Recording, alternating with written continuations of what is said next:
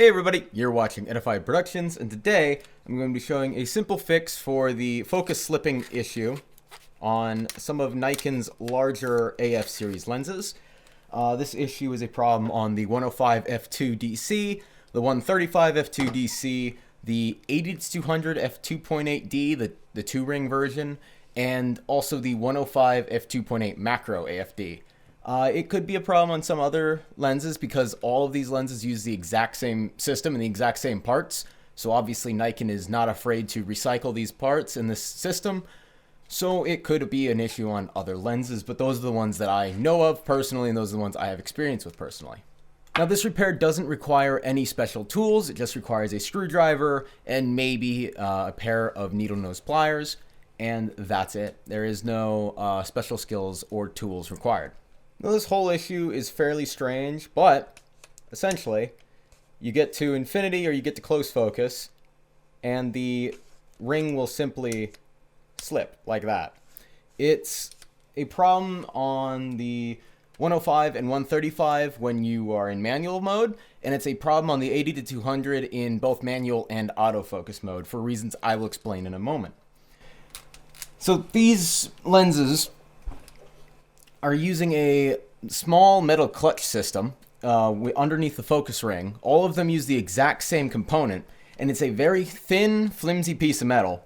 And when that either gets worn down or the base it's mounted to breaks, it cannot engage into the ring correctly, and it cannot move with the helicoid. And that's how you get the slips. So to show you the core of the issue on the 105 and 135, the difference between this and the 80-200 and the 105 f2.8 is the clutch system on these lenses is connected with screws. It's held in place with screws rather than these little plastic weld joints that the 80-200 and the 105 f2.8 have. And that's what causes this one to have issues only in manual focus mode rather than autofocus mode. So let's get the focus ring removed here so I can show you this problem.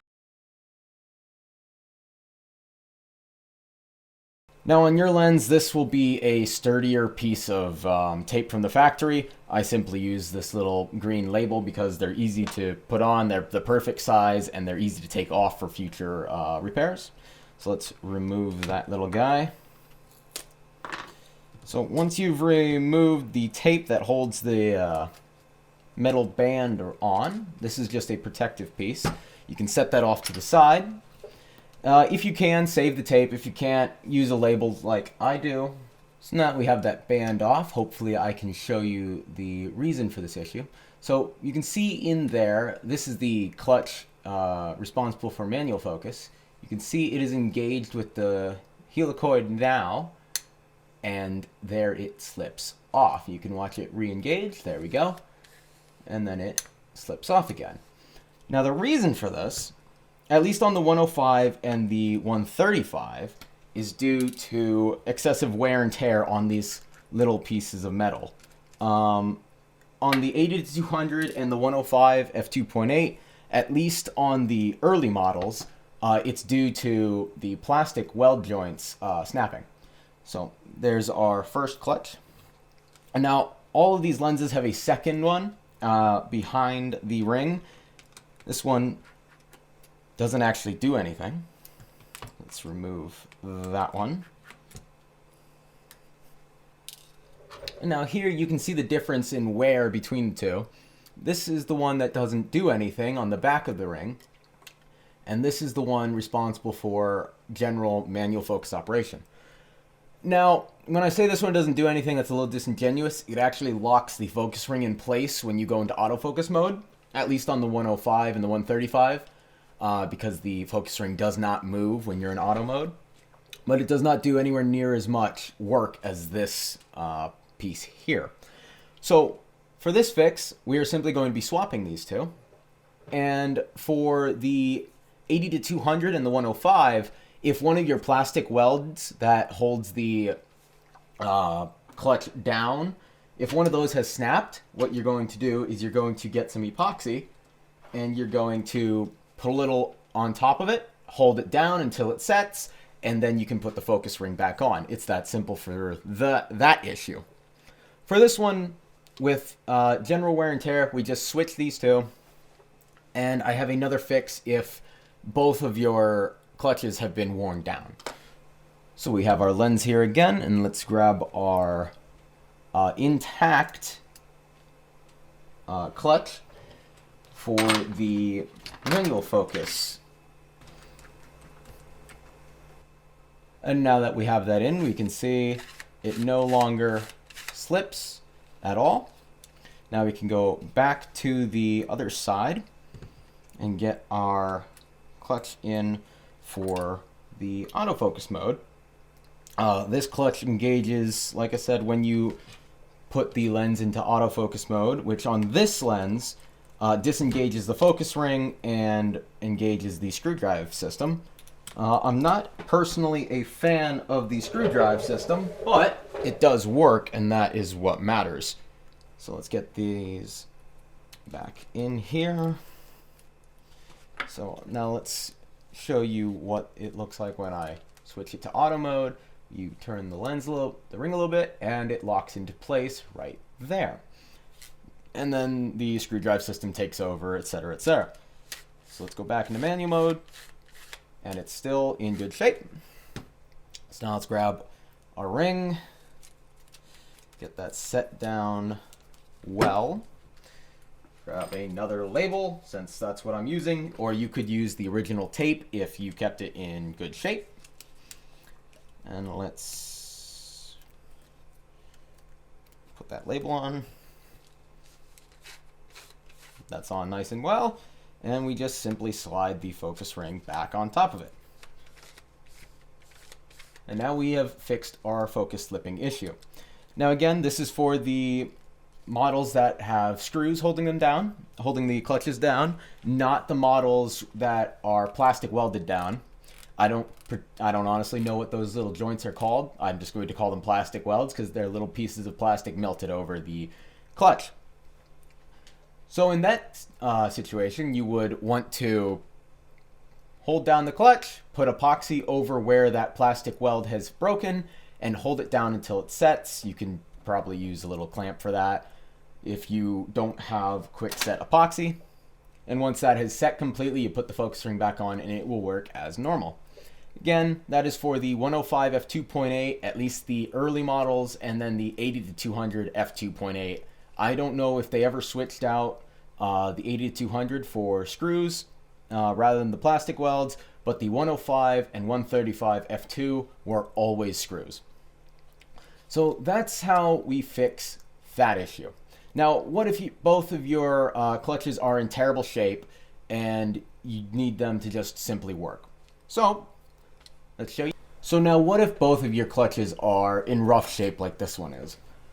One way you can salvage this is, how this works is, as you can see here, this piece is parallel with this piece and it just simply slots into the groove. You can sort of make up for all of the wear by simply adding a little bit more pressure downwards. So what you're going to do is take some flat nose pliers, grip it right about there, and gently add a bit of bend. You can also try here, add a little bit of bend, very gently. You're barely even going to be able to notice. And then you're going to put it back in, and you're going to see if it continues to slip.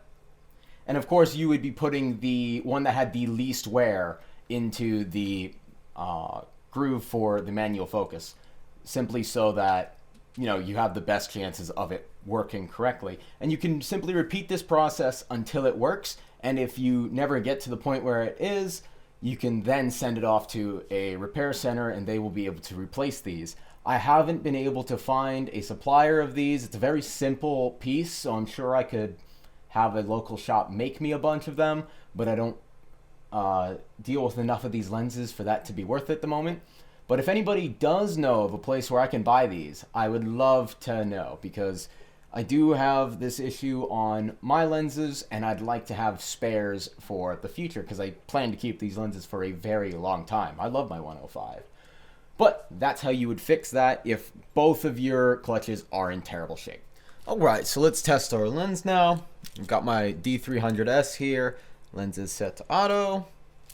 Camera is set to autofocus, and let's give this a test. And our autofocus is working perfectly, and the lens is good to go. So that was the simple fix for the focus slipping issue on some of Nikon's larger AF series lenses. Now, to be very clear, I am a proponent of self-repair when that repair is simple and does not require any special skills or tools to perform. I am not a proponent of self-repair when the issue is so egregious that it obviously needs to go to a specialist or someone who has more experience. The reason I push for self-repair so much is because local shops, who you would normally want to support, oftentimes either lack the expertise and pretend they have the expertise to fix your lens correctly, or just kind of downright scummy. I've had bad experiences with every shop within 110 miles of me, and I'm in a fairly well-populated area. So I started just learning how to do my own repair, and now I can do fairly advanced things on my own lenses, and I offer repairs for other people. But I don't like going to local shops, even though normally you would want to, and I don't like authorized repair dealers because they will charge you an arm and a leg. If you're a professional and you have a collection of very high-end lenses to the degree that I do, and it's worth it for you to go to an authorized dealer because your time is simply worth more than the couple $100 they'll charge you, absolutely go to the authorized dealer. You know everything's getting done correctly, and you'll get it back in basically good as new condition. But if you're just a normal person, you just have some nice lenses that you got a good deal on, and down the road they start having a couple of issues, absolutely I'm a proponent of self-repair. And I'm also a proponent of self-cleaning, like cleaning your own lenses. If you have a lens that lends itself to easy disassembly, like a lot of the older AIS models, some of the older AF series models, and some of the simpler designs AFD models. Like the 105 F2 is 5 elements. It's very simple, and it's very easy to open up and clean. The 135 F2 DC is the same way, and I'm trying to think of what other lenses I have that are really easy to open up. The 20mm F2.8D is also very easy to open and clean. Things like that, I am a big proponent of self-cleaning. Thank you everybody for watching. I hope you found the video helpful. If you did, leave a like, maybe leave a comment, and subscribe for more content on general lens repair and some peculiar lenses that I like to do videos on. I'll also start reviewing ultra budget cameras soon. Ultra budget meaning between $100 and $400. I'm going to be reviewing a couple of options within that range. I'm a big fan of getting as many people into photography as possible. And if some people think that the barrier is $500 or more, I want to get rid of that idea. I started with $180 and a 10-year-old camera, and I've come a long way. So, subscribe for more content like that, and I'll see you in the next video. Bye!